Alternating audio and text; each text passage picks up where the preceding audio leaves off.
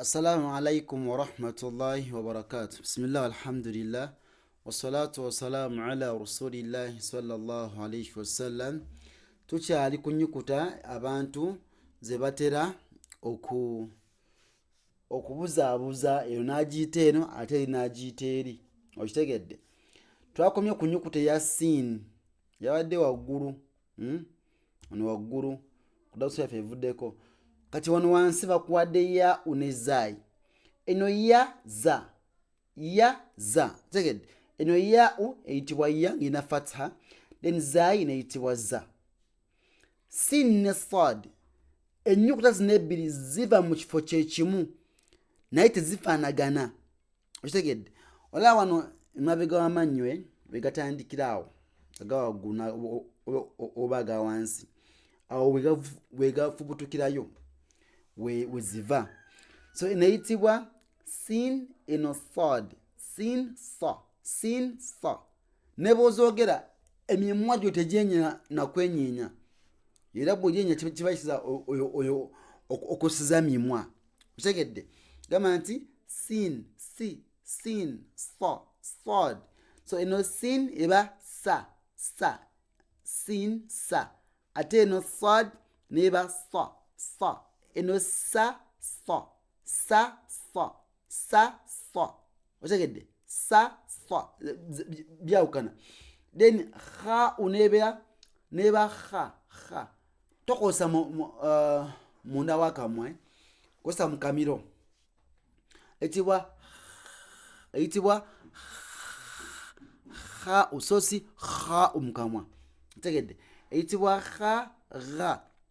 Eno ha eneri gha. Eno ghain. Kati ghain ne gha awo bakola kibazitabula. So ha gha. Then ta. Eno ta eno to. Ta. Ozirabye? Then ha ne qa byawukana. Eno ha eno qa. Qaf. Eyitibwa qaf. Naam. Awo wennyini akamiro wekatandikira ng'ogenda kukkirira wogijja nogamba qa so si ha. Eno ha eno qa. Eno ha eno qa. Otegedde? Ha qa byawukana. Then eno dhaali ne dhwa'u zonna ziva mu kifo kyekimu. Yes, otegedde? Ziva mu kifo kyekimu. Naye tulina dhwa wansi w'amannyo ga waggulu gamba nti dhaal ate eno dhwa.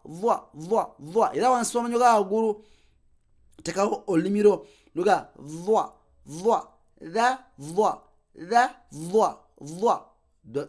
byawukana. Then akasembayo kaliko ghain ne qaf. Eno ghain twagambye eri gha. Eno gha eno qa. Eno qa eno gha. Then dhwa ne dha byawukana. Eno dhwa'u ate eno dad neba dad.